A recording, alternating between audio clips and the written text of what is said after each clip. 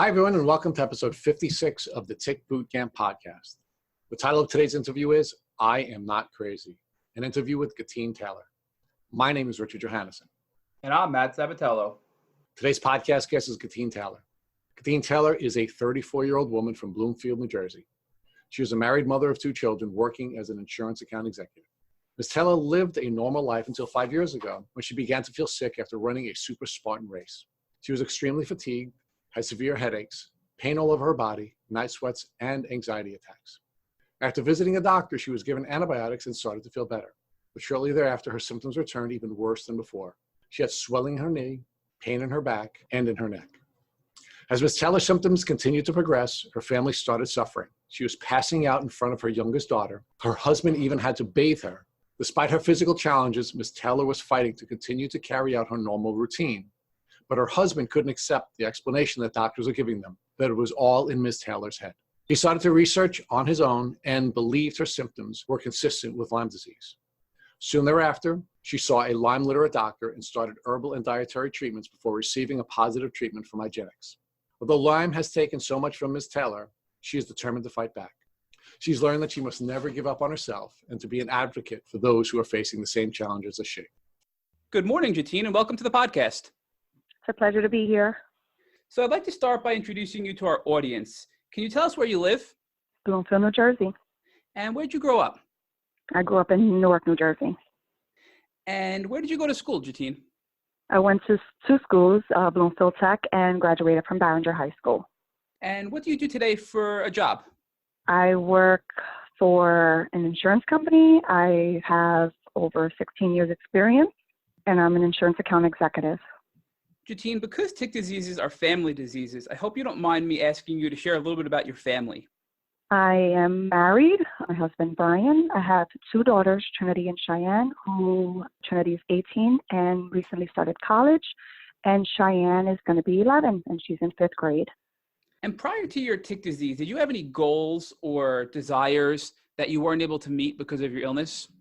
Yes, I was in the best shape of my life. I was in the gym, surrounded just by fitness people and starting to do races. And my goal in the future was to be a fitness instructor, a fitness coach, and just help everybody live a healthy lifestyle. And at what point did this tick disease start to impact your life and you became symptomatic? It was in 2014. It was my first Super Spartan race that I did with a couple of my gym friends. And after the race, I became very, very ill. My husband actually was in New Hampshire for a couple of months away at work, and I was with the kids alone and started experiencing just like flu-like symptoms. My body was very achy. I had severe night sweats, drenched night sweats, pain in my body, and severe headaches. How did this progress? So when your husband came home, did you go see the doctor to see if there was something wrong or if you had some sort of illness, or did you just wait it out to see if they would go away on their own? So I waited about a week. I told my husband I wasn't feeling well, but he was all the way in New Hampshire, and I kind of, I'm a pretty strong woman, so I'm like motivated. Oh, it's okay. It's just a little cold, or, it'll get better, to the point that it started to progress, and it would hurt to walk, and my body just basically felt like if it was giving up. So I actually called my father-in-law and said, I need you to take me to the hospital. Something is really, really wrong. So we went to the hospital, and, they tested me. They said my white count was low. They said, well, I think you have mono. And they gave me like a week of antibiotics and sent me off. I took the antibiotics and I started to feel slightly better. And then it just kept progressing from there. Do you think that the antibiotics helped because they were sort of helping with the Lyme a little bit, and then because it wasn't enough, the symptoms just came back? Yes, definitely. I think that the antibiotics kind of masked some of the symptoms for a little while. Then they came back, and I went to my father-in-law's doctor, and he said the same thing. He said, we think you have mono. You're always at the gym. You did this race. You wore your body down, and he gave me another week of antibiotics, and I took that. and the symptoms went away, I would say, for a while. Actually, I guess it was dormant in my body because I started getting back to my normal living and going to the gym and, the regular story of my life. And then it just all of a sudden came back full force. I started with the pain in my neck was so severe, in my back, and my knee was always swollen, and I could hardly even walk. Or if I go to the gym, the pain in my body from the soreness was debilitating. I'd never felt that. So I made another appointment to a doctor, and they couldn't find what was wrong with me. So I made an appointment to a rheumatologist, and they took tons of blood work and said, well, we just see that, there's a little bit of elevated signs, maybe, for RA or, possibly lupus. That's all I see. So after that, I just let it go, and it just kept getting worse from there. Getine, do you think that your antibiotics the second time around were able to work in tandem with your immune system? I mean, you were super healthy, you were fit, you were athletic, and you had a very strong immune system. So it sounds like you had Lyme disease and it was starting to come out and show, but between the antibiotics that they gave you for the mono and your immune system, you were able to fight it off and push it back, where you became symptom-free for a bit before you started to become ill again. Do you think that's sort of what happened with the bacteria in your body? Totally agree. I was in the best shape of my life. I ate healthy for the most part. I took certain supplements and I took care of myself. I feel that if it was at this point in my life where I'm not in the greatest health or shape, it definitely would have affected me way more. And we know Lyme disease really presents itself and flourishes when your body's weak and when you're down. And after doing that Super Spartan, you were probably really exhausted. And that's when I think it sounds like Lyme presented itself and you became symptomatic very quickly within weeks, where your symptoms got severe. And then your body sort of got strong enough again to put it at bay. And then you got misdiagnosed with mono, and then unfortunately it came back. And at that point, when you continued to see these specialists, you had the RA misdiagnosis, the arthritis and the lupus. Did you believe those diagnoses, or did you think, hey, that's not what I have, I got to keep fighting to see what's next? No, the symptoms just never went away, and it was becoming frustrating. And I started to research, going on the websites and just looking up all my symptoms. And I went to another doctor and discussed my symptoms and was told that I had fibromyalgia. At that point, researching fibromyalgia, I started to believe, okay, well, that kind of makes sense with the way everything is going on. So I started to believe I had that. Into a passing of my grandfather created a lot of stress in my body, and my husband with changing of jobs. So things just started to get a little bit stressful in life. And I guess that because of the stress, my immune system started to weaken and the symptoms came back again. And this time I was having really major depression, and anxiety attacks were so intense that I didn't even want to be around people. I started to isolate myself and just missing work, and everything was just going really downhill from there. And it took you 2 years to get a diagnosis. And in this 2-year window, you had all this misdiagnosed illnesses from your various doctors. How was your sickness impacting your family life? How was it impacting your relationship with your husband and your children? It impacted it because they didn't understand. In the beginning, I started to feel angry all the time. And because of this, the way my body hurt, and not being able to work out the way I did and losing my muscle mass, it just really put me in a depressed state of mind. And, I kind of pushed my husband away, the relationship that I had with my kids. I didn't want to be bothered with anybody. I was just kind of like, just not doing well. And, at one point we even went to, therapy, a family therapy, because at that point, it's just, I have fibromyalgia, I have depression, I have anxiety. That's all it was.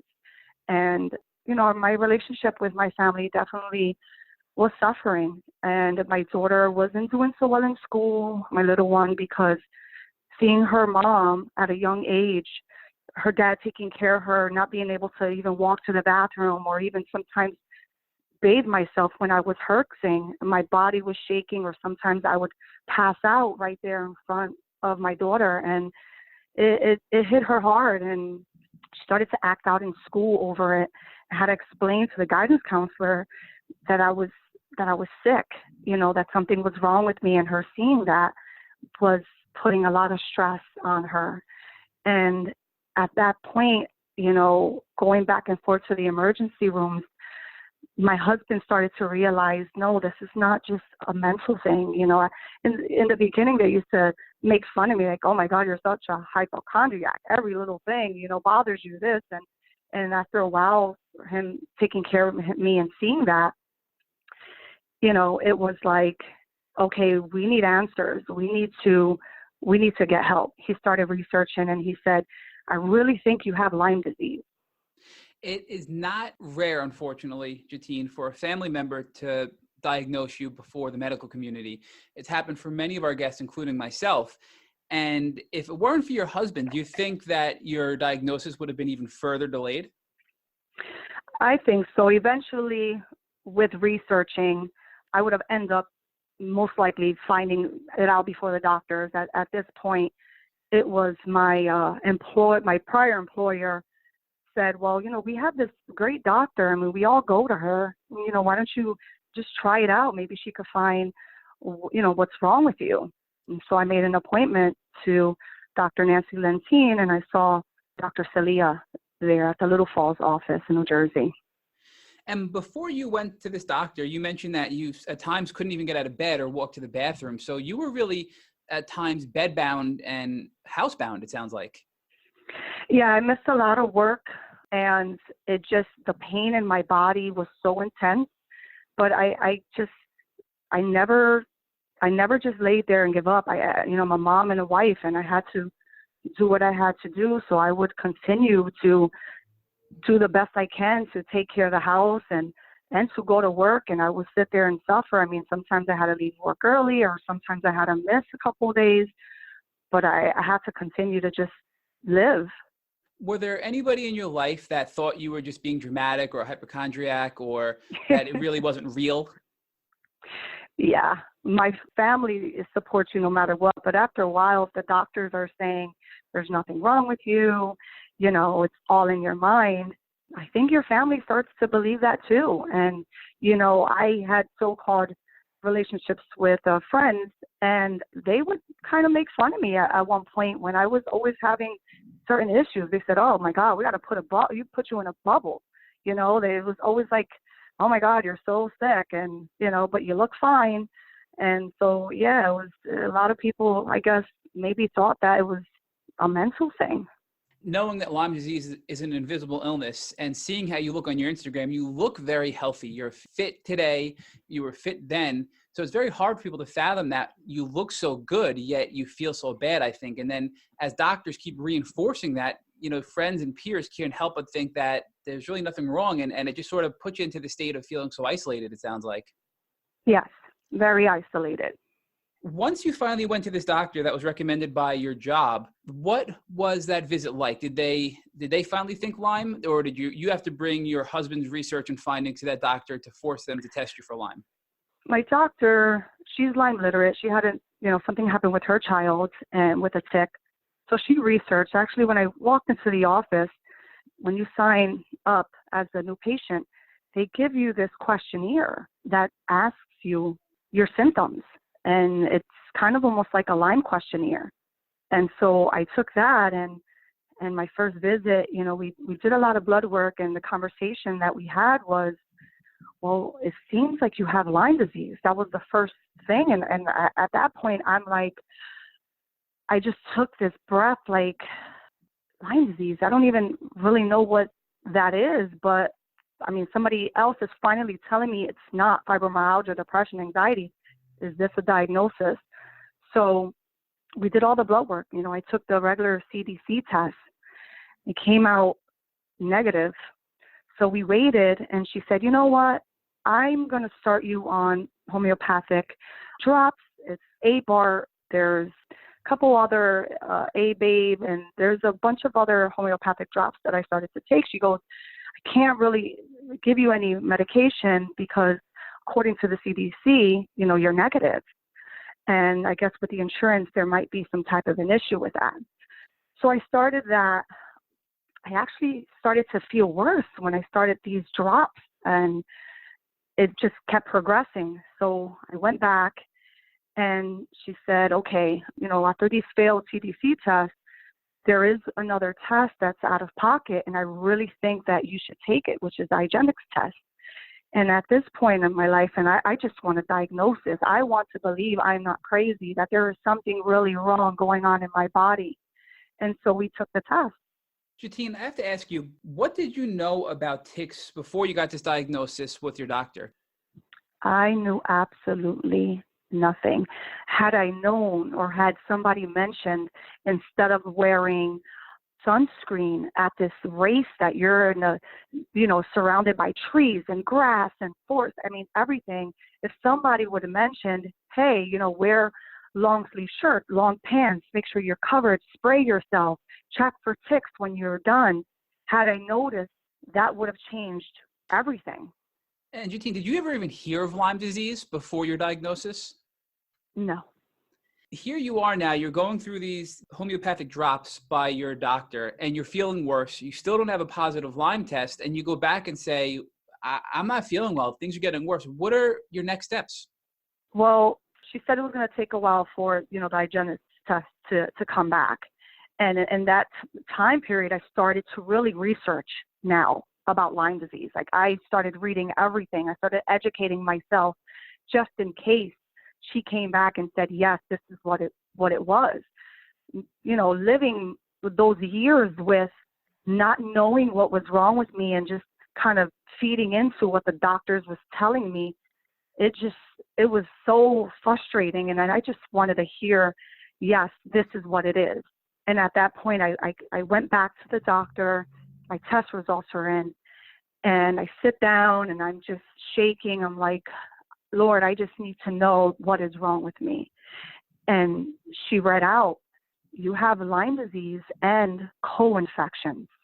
Getine, I have to ask you, you just mentioned that your faith played a role in this at this point. Were you a religious person or a faithful person prior to this? No, I was not a religious person at all. Growing up as a Catholic, my parents, my family, we went to church once every couple of years, whether it was a Easter or Christmas. I didn't think about faith. I didn't know anything about it. It was when, I was starting to get the treatment, and I said, I need to seek help to go through this. I found this amazing Christian church, and I started to go there, and that everything changed my faith because of what I was going through. And when you went back and you finally had this positive hygienics test, was there any discussion of changing your diet, like an elimination diet, to see if that would be helpful? Yes. Dr. Celia is she likes to do holistic type treatments. She's not really big on antibiotics, but she knew that I had to start on it. And so she also told me, you have to stay away from gluten and dairy and sugar, and you should try to do more of an alkaline diet. And at that point, I've said, okay, whatever it takes for me to get better. And you mentioned that she wasn't really big on antibiotics, but she knew that you needed them. So did she end up prescribing antibiotics once you had the positive hygienics test? She did. She prescribed me doxylin, minocycline, and I was on and off that for a while. I know some people say, well, my doctor only gave me 30 days. Well, it takes more than 30 days of antibiotics in your body to start fighting this, the spirits and everything that's there. So I started on antibiotics on and off. I had to stop for a while because my gut health wasn't great. And I started to actually get sick, worse than I was because of the antibiotics. Did you continue the homeopathic drops while you were getting the antibiotic treatment? I was. I had to lower the drops. First, it was just a high dosage of just the drops. And then I lowered the drops while taking the antibiotics. And at that point, I didn't realize how bad it was about to become. And did your doctor discuss with you the herxing process and recommend any sort of detox protocols while you were going through this treatment? Yeah, she explained that I was going to feel worse before I got better, and that she recommended activated charcoal to help, I guess, eliminate the toxins that was in the body. At this point, when I started to actually herx, it was so severe. I thought I was going to die. That's what made my husband say, wow, I really need to step in. I really need to start taking care of her, because it was bad. What type of specific detox protocols did you use? I see from your pre-interview questionnaire that you did a variety of different detox protocols. Can you walk us through the ones that you did and which ones you feel were the most effective? Yes. So with the antibiotics, obviously it starts killing off, the bacteria in your body. Immune system can't take the overload. So you start to feel extremely sick. And I first started to do Epsom salt baths, which definitely help relax you and help with the detox, but it wasn't enough. So I started to research online any possible detox, any herbs, anything that would help. And I started doing the infrared sauna. I did acupuncture. I did really cold ice baths. I took a lot of supplements, a lot of herbs that helped. When I felt like I was really, really sick and I needed more, I read that the Alka-Seltzer Gold helps with the detoxes, and it definitely did, because not only is it affecting your body, but it's affecting your stomach.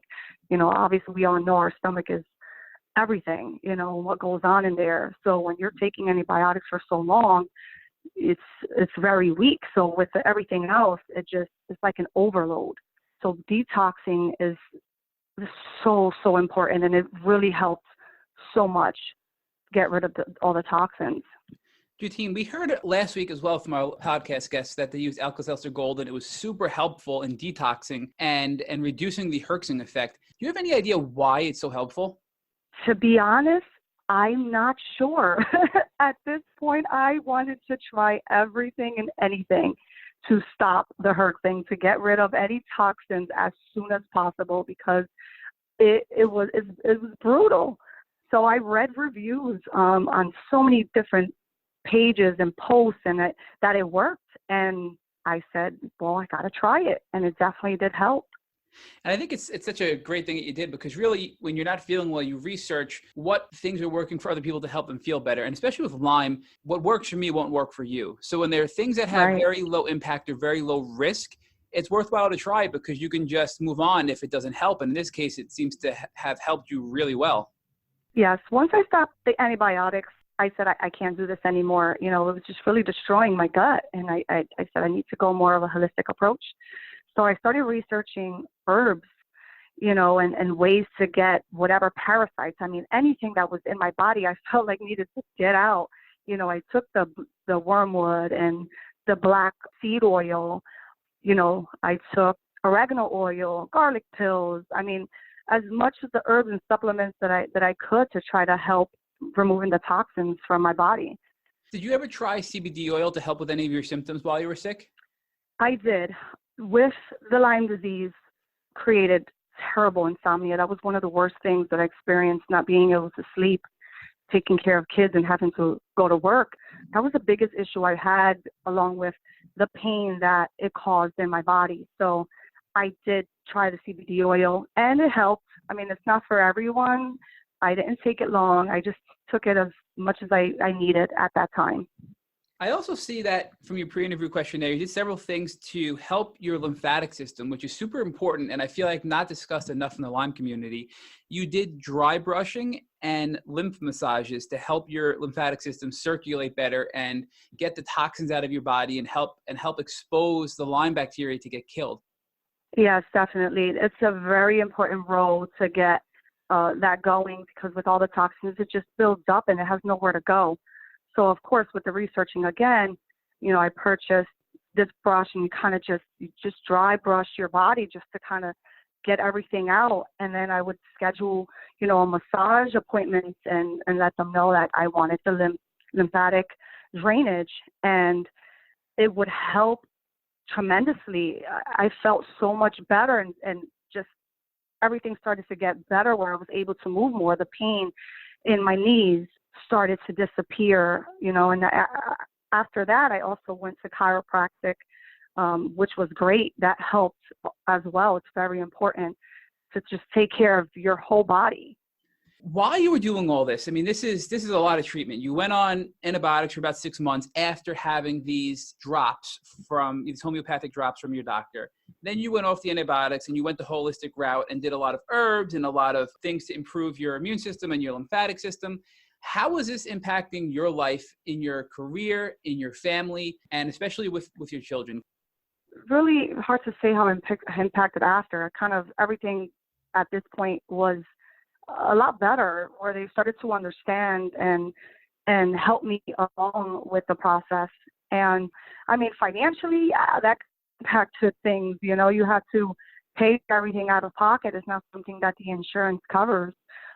So that was the biggest impact. It was trying to stay afloat with all the medications and the supplements and the lymph massages and whatever else you can possibly get.